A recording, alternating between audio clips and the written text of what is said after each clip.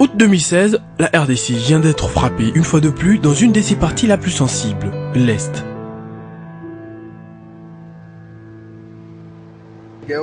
Je me suis retourné et j'ai vu que l'un d'entre eux arrivait vers ma porte. Alors il m'a menacé avec son arme. Et quand j'ai voulu m'enfuir, il m'a cogné ici avec et je suis tombé. Nous avons l'impression que partout, il y a de la solidarité vis-à-vis du Mali, vis-à-vis du Nigeria, vis-à-vis de la France, vis-à-vis de la Belgique, chaque fois que ces gens frappent, mais que lorsque nos populations à Béni sont frappées, nous ne constatons pas le même type de réaction. C'est comme si les Congolais étaient livrés à eux-mêmes.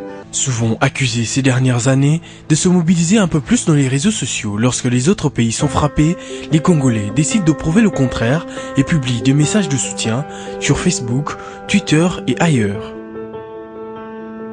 À chaque fois, une image revient en crayon, un jeune enfant portant un autre encore plus jeune que lui en pleurs, se sert de son t-shirt aux couleurs du drapeau congolais pour sécher ses larmes.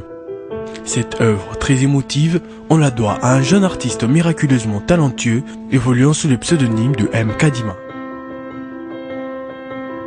Je l'ai fait parce que c'est quelque chose que j'ai vécu d'abord, parce que j'ai vécu à Goma pendant 9 ans. Donc les Laurent Kunda, M23, toutes ces histoires sont des choses qui sont passées, j'étais sur place. Et en étant jeune sur place, j'avais un rêve, j'avais un souhait de faire une œuvre qui fera parler de ces massacres qui s'est passé sur place. Parce que beaucoup de gens avaient une image, pas des choses qui sont vécues de près. Au revoir. Jovial, à la taille imposante et coiffé d'une casquette qu'il ne comptait visiblement pas enlever, tout le temps de notre entretien ponctué par des oncolos, c'est dans des conditions les plus humbles possibles que ces jeunes dessinateurs, très enthousiastes face à l'avenir du Congo qu'il aime tant, nous accueille dans son atelier dans le centre-ville. Son nom complet est Meshak Muyengo Kadima, mais il se refuse catégoriquement le prénom occidental, se justifiant par le respect de la culture et la personnalité congolaise à laquelle il est particulièrement attaché. Normal, jamais on peut appeler un lion au nom d'un chat, tu vois ce que je veux dire. Jamais tu verras Ujinta au Kalombo ou bien François Hollande Nzunzi, le papa qui est Moyengo Kadima et comme ça au lieu Déjà très jeune, il se fait punir toutes les fois qu'il ose dessiner par terre chez lui à la maison ou par sa maîtresse lorsqu'il grattait quelques graffitis dans son journal de classe en première primaire. Bien que n'ayant jamais étudié le dessin de toute sa vie, son amour et son talent pour cet art le poursuivra. Il se fait remarquer par une agence de communication de la place en 2013 et s'en sort avec brio. C'est bien lui l'artiste, tenant le stylo dans l'impressionnante publicité du Samsung Note 5 dans laquelle est dessiné en un temps record un bonobo.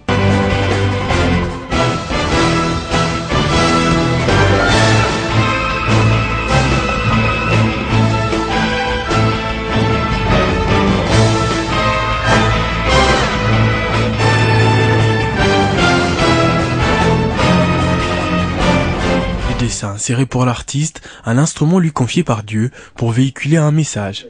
Tu vois, l'inspiration vient d'une manière invisible. Tu vois, on a l'inspiration, mais chacun il a sa manière à lui pour transmettre son message.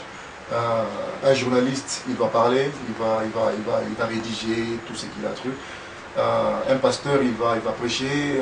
Un moine, en fait, chacun il a sa manière à lui de s'exprimer. Un informaticien, il va créer des logiciels, des trucs. Et moi, ma manière à moi de transmettre ces messages, c'est à travers l'art. Mais l'artiste a une autre passion qui s'est mixée au dessin, la musique.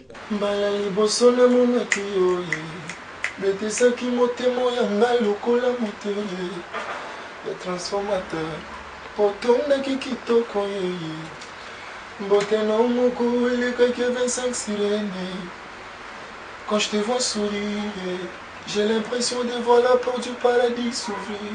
Toujours en 2013, il participe à une célèbre télé-réalité qui secoue le pays un temps, Vodacom Best of the Best, et se fait remarquer par de grands producteurs, tant au niveau national qu'international, tels que le label Bomaï Music, qui classe un de ses tubes, Il Phonatica, parmi les 45 meilleurs titres africains, aux côtés des Ivoiriens DJ Arafat, du groupe Magic System, ou encore ses compatriotes, Fally Ipupa, Ferregola et Bill Clinton.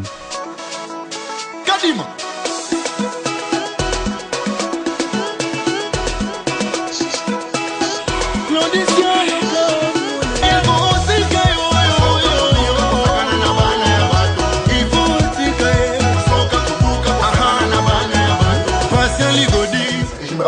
l'époque, beaucoup de gens me disaient, qu'est-ce que tu fais avec le dessin? Il faut mettre ça dans le truc. Nous, on voit sur la musique, quand on a envoyé le premier code à papa, il a dit petit, moi, le dessin, il faut tirer dans la chambre.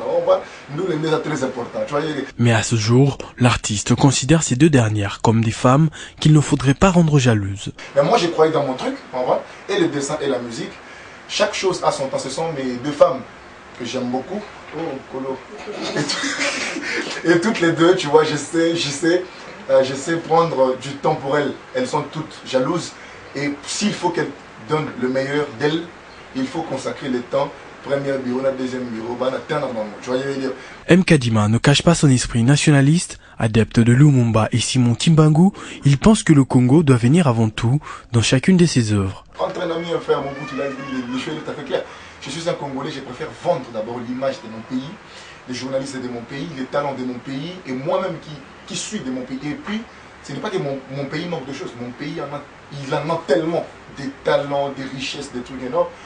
Je trouve que ce serait un gâchis d'aller parler de l'extérieur. Je parlerai de l'extérieur, d'autres continents, bien sûr que oui. Mais mon pays et mon continent, c'est d'abord le premier et le reste du monde viendra après. Parce que le reste du monde a besoin d'entendre, c'est que l'Afrique. Pour ce qui est de l'aspect financier, il ne compte pas faire passer l'argent avant tout, il préfère jouir de sa passion et bénéficier de ce qui va avec par la suite. Je donnerai l'exemple de, par exemple, Bolazi. Quand il joue, il s'amuse. C'est ce que je veux dire. Il s'amuse. Et son amusement à lui fait du bon au cœur des gens. C'est ce que je veux dire.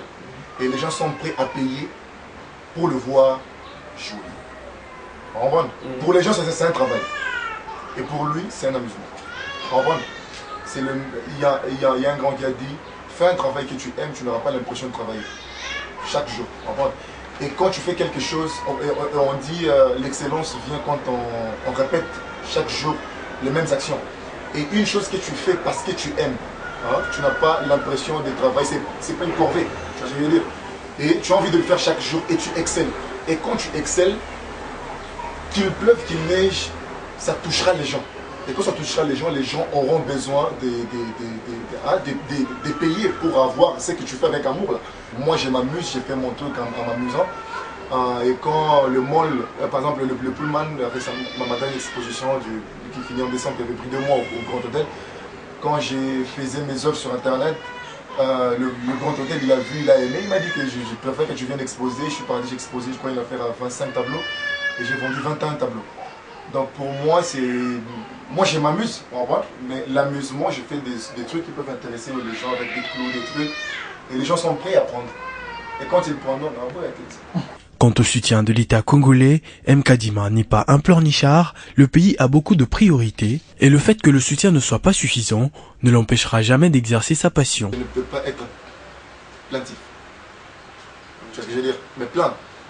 Parce qu'il n'y a aucune personne qui est là en train de passer toute sa vie à s'intéresser à nous. Vous vous comprenez? Toute personne a sa vie. Tu vois ce que je veux dire? Normalement, c'est un droit, mais quand ton droit, on ne te le donne pas, qu'est-ce que tu fais? Tu passes toute ta vie à te plaindre et à chialer, à dormir, à pleurer. Moi, je n'ai pas fait l'Académie des Beaux-Arts. Pour ton information. Autamina. Je n'ai pas fait l'Académie des Beaux-Arts. Vous comprenez? Donc, je n'ai eu aucune chance. Quand je suis revenu en 2013, je me rappelle, beaucoup de gens me disaient, Kadima, tu n'es pas un artiste. Beaucoup. Ce sont nos collègues, nos grands frères de l'Académie des Beaux-Arts que moi je respecte, vous comprenez? Mais à l'époque, quand je suis arrivé en 2013, ils me disaient, petit, toi tu n'es pas un artiste, tu ne feras rien, tu ne feras pas des œuvres qui seront connues, tu ne vendras pas des œuvres. Vous comprenez? Mais moi j'étais là calme, je me suis dit, ok c'est bon, il me dit ça. Alors, moi j'ai dit non, je dois me lever et prouver à ces gens que je suis un artiste. Vous comprenez? Je me suis battu matin, midi, soir pour prouver ces statuts. Vous comprenez? Et jusqu'aujourd'hui, c'est la chose que j'ai fait. Si vous ne voulez pas me tendre la main, je ferai de mon mieux d'avancer même sans vous.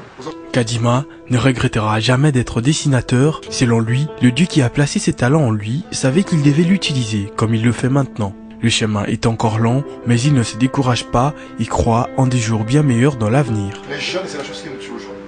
On veut tout avoir du jour au lendemain. L'Égypte s'est pas battue. Qui n'a pas battu pyramide. Où il s'est allé 10 000 années jusqu'aujourd'hui et Zalara. Mais la monnaie gratte-ciel monté dans le monde que tu verras même en France et ça n'a 1000 ans. Ça n'existe pas. Je veux dire, mais en Égypte, tu verras des trucs qui ont 50 000, 10 000 ans qui existent jusqu'aujourd'hui. Et ça ne tombe pas, malgré les tremblements de terre et tout. Ce sont des choses qui ne sont pas battues dans une journée. Ça a pris des années. Et je crois les problèmes qu'il y a beaucoup de jeunes qu'on a aujourd'hui, les problèmes qu'on a aujourd'hui, on veut devenir des maîtres et des grands, faire des grandes choses du jour au lendemain. Devenir comme le grand maître Liolo du jour au lendemain. Vraiment. Or qu'ils ont souffert, ils ont travaillé comme des malades. Vraiment. Moi je me dis, les temps finissent, hein, les grandes choses finiront par arriver, mais il faut qu'on soit patient. Et moi je suis patient, hein, on finira par réussir.